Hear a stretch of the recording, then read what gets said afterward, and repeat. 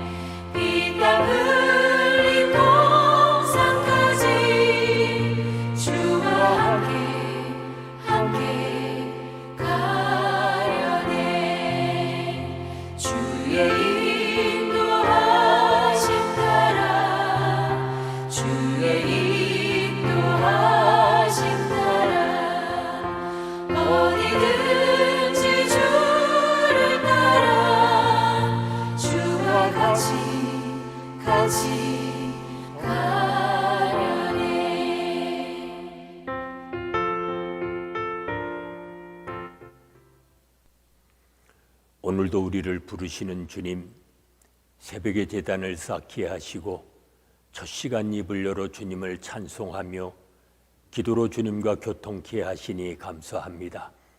말씀을 묵상할 때마다 주님을 만나게 하시고 주님 주시는 평안을 누리며 살게 하시사 오늘도 옛사람을 벗어버리고 우리의 심령이 새로워지게 하사 날마다 주님께 더 가까이 나갈 수 있는 복된 삶이 되게 하여 주시옵소서. 예수님의 이름으로 기도하옵나이다. 아멘. 이제 다 함께 사도신경으로 우리들의 신앙을 고백하시겠습니다. 나는 전능하신 아버지 하나님, 천지의 창조주를 믿습니다. 나는 그의 유일하신 아들 우리 주 예수 그리스도를 믿습니다.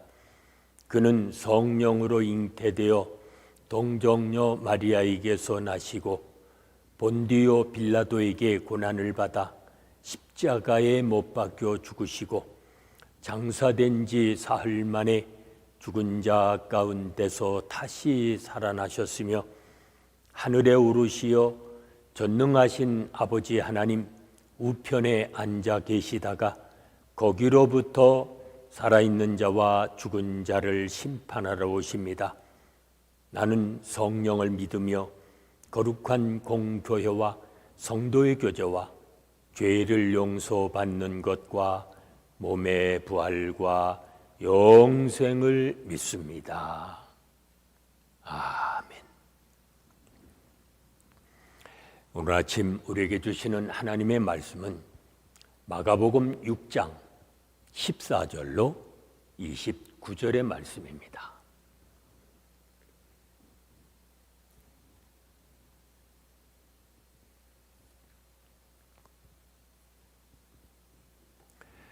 마가복음 6장 14절로 29절의 말씀 봉독합니다. 이에 예수의 이름이 드러난지라 헤롯 왕이 듣고 이르되 이는 세례 요한이 죽은 자 가운데서 살아났도다. 그러므로 이런 능력이 그 속에서 일어나느니라 하고, 어떤 이는 그가 엘리야라 하고, 또 어떤 이는 그가 선지자니 옛 선지자 중에 하나와 같다 하되, 헤롯은 듣고 이르되 내가 목벤 요한 그가 살아났다 하더라.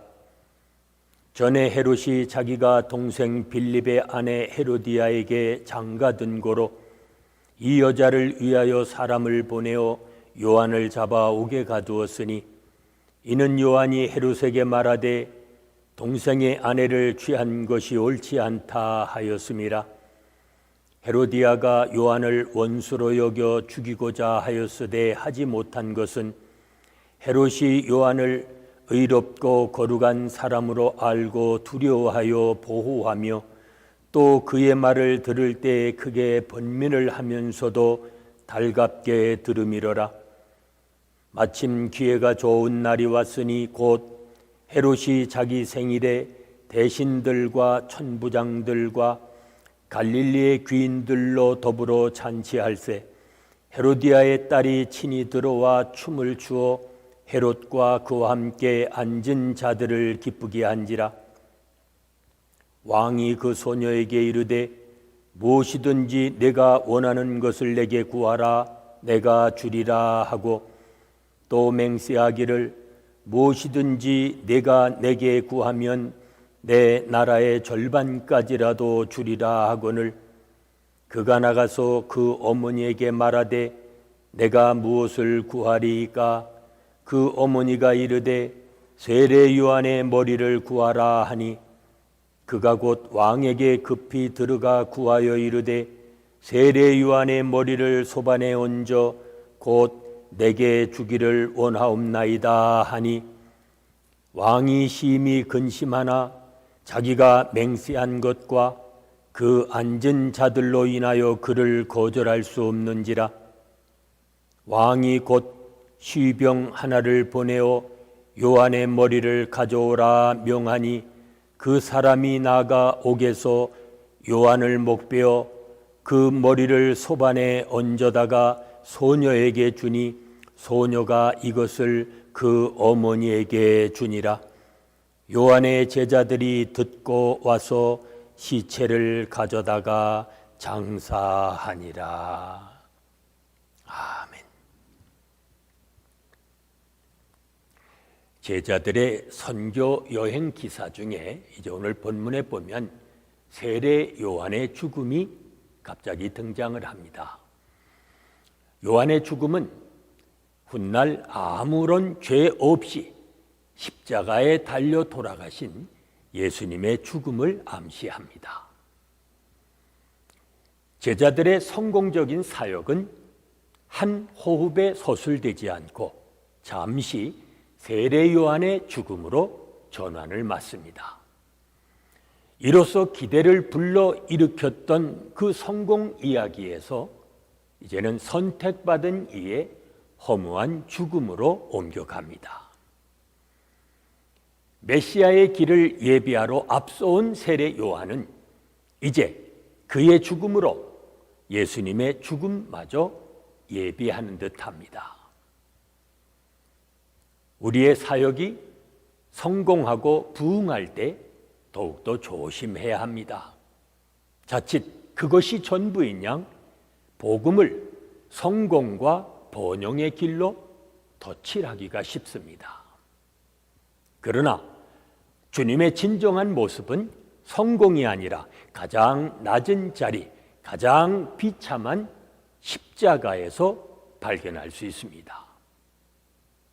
이제 전도 여행을 통해 예수님의 이름이 드러납니다. 헤롯은 요한이 부활한 것으로 생각하고, 또 어떤 이들은 엘리야 혹은 선지자 중 하나와 같다고 여겼습니다. 비록 그들의 이해가 정확하지는 않더라도 어느 정도 의미 있는 지식에 근접해 있음을 알 수 있습니다. 이처럼 제자들의 선교는 철저하게 예수님을 전하는 것이었습니다. 우리의 사역과 선교는 어떠합니까? 혹 자신의 명성과 성공에 더 초점을 두고 있지는 않습니까? 예수 그리스도의 이름을 드러내는 그러한 사역이 되도록 해야 합니다. 진리의 말씀을 듣고 즐거워하는 것만으로는 죄의 지배를 극복할 수 없습니다. 헤롯을 보세요. 요한의 가르침을 달게 들었고 헤로디아의 적개심에서 요한을 한때 보호하기도 했습니다. 그러나 이러한 모호한 호의는 진리에 대한 헌신에서 비롯된 것이 아니었습니다. 자신의 체면을 위해 의로운 요한을 참수할 때 이미 그의 정체가 드러난 것입니다. 훗날 군중의 지지와 자리에 대한 두려움 때문에 죄 없으신 예수님을 십자가형을 내린 빌라도의 모습 역시 헤롯의 이러한 딜레마를 다시 보여주고 있습니다. 진리에 헌신한 자, 옳은 일을 위해 죽음도 두려워하지 않았던 요한이 춤에 대한 보상으로 무참히 죽임을 당하는 어이없는 일이 곧 예수님에게도 반복될 것입니다. 진리에 대한 관심이 헌신으로 이어지지 못할 때 죄는 그 틈을 파고 들어와서 사람을 지배합니다. 말씀을 묵상하고 배우는 일 못지않게 중요한 일이 있습니다. 말씀 한 구절 한 구절을 내 삶에 적용시켜 삶의 기초가 되게 하는 것입니다. 오늘도 말씀을 통해 예수님이 누구이신지를 알아가는 복이 있는 삶이 되시기를 바랍니다. 은혜로우신 아버지 하나님, 저희에게 말씀을 주사 예수 그리스도를 알아가게 하시고 주님의 이름만을 높이며 살게 하신 것 감사합니다. 오늘 한날도 주의 복음을 땅끝까지 증거하며 주의 영광만을 나타내며 살아갈 수 있는 믿음의 자녀들이 되게 하여 주시옵소서. 예수님의 이름으로 기도하옵나이다. 아멘. 찬송가 96장 부르십니다.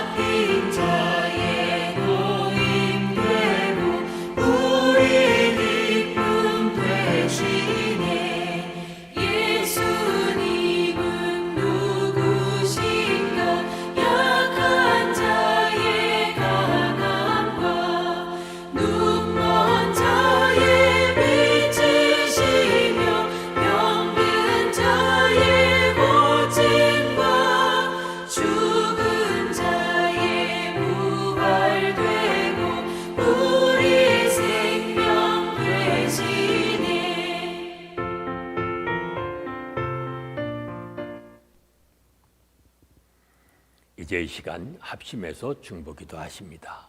오늘은 교역자와 선교사님들 위해 하나님의 은혜와 사랑과 성령이 충만하도록 기도합니다.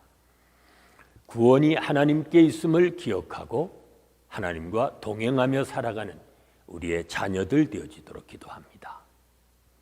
우주와 만물을 창조하신 구원의 하나님께 날마다 찬양하는 이 땅의 교회들 되어지도록 기도하십니다. 계속되는 질병 속히 종식시켜 주시고 고통받고 있는 수많은 사람들을 구원해 주시며 우리가 살고 있는 미국 땅 치유해 주시고 회복하여 주시기를 위해 기도합니다. 오늘도 하늘과 땅에 복을 주시고 그 복을 많은 사람과 함께 나누며 살아가는 복된 한날이 되도록 이 시간 합심해서 중보기도 하십니다.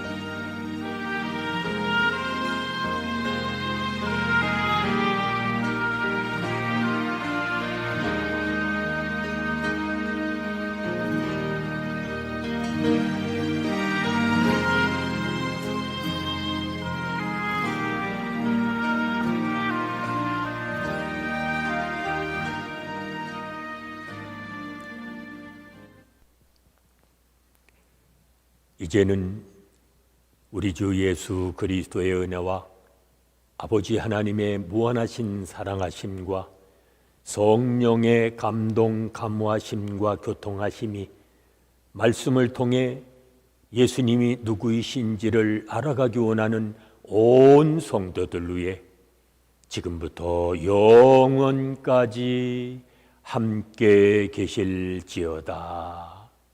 아멘.